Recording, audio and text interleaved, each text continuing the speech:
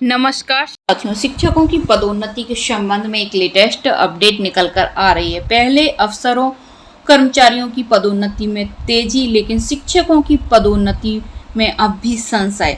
क्या शिक्षकों की पदोन्नति नहीं होगी? पदोन्नति अभी तक क्यों नहीं दी जा रही है शिक्षकों को? देखते हैं क्या है फुल अपडेट। इस तरह की शिक्षा विभाग से संबंधित लेटेस्ट अपडेट के लिए देखते रहिए चैनल।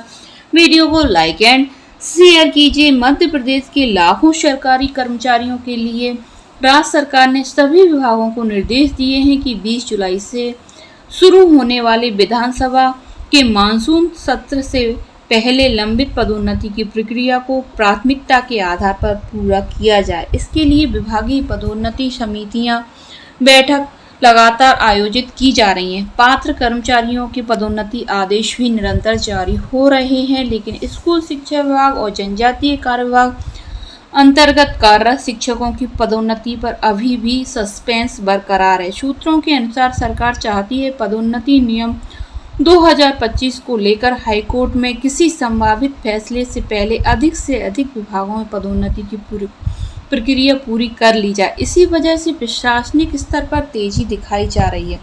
सभी विभागों में समयबद्ध कार्रवाई सुनिश्चित करने को कहा गया है। करीब 10 साल बाद तेज हुई प्रक्रिया। मध्य प्रदेश पदोन्नति का मामला पिछले कई वर्षों से कानूनी विवादों में उलझा हुआ था। वर्ष 2002 में पदोन्नति नियम निरस्त होने के बाद बड़ी संख्या में कर्मचारियों की पदोन्नतियां अटक गई थीं। इसी दौरान हजारों कर्मचारी बिना पदोन्नति का लाभ पाए ही सेवानिवृत्त हो गए।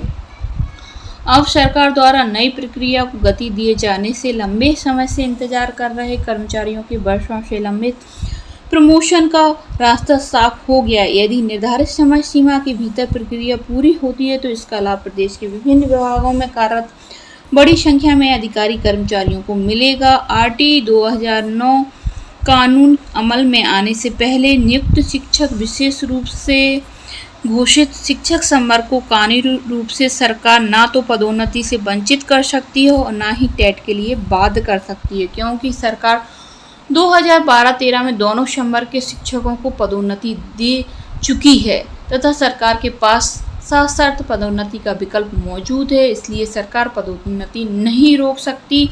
संगठन शिक्षकों की पदोन्नति पर नज़र बनाए हुए हैं। तो शिक्षकों की पदोन्नति के संबंध में बड़ी अपडेट निकल कर आ रही है। टेट की बाध्यता नहीं होगी।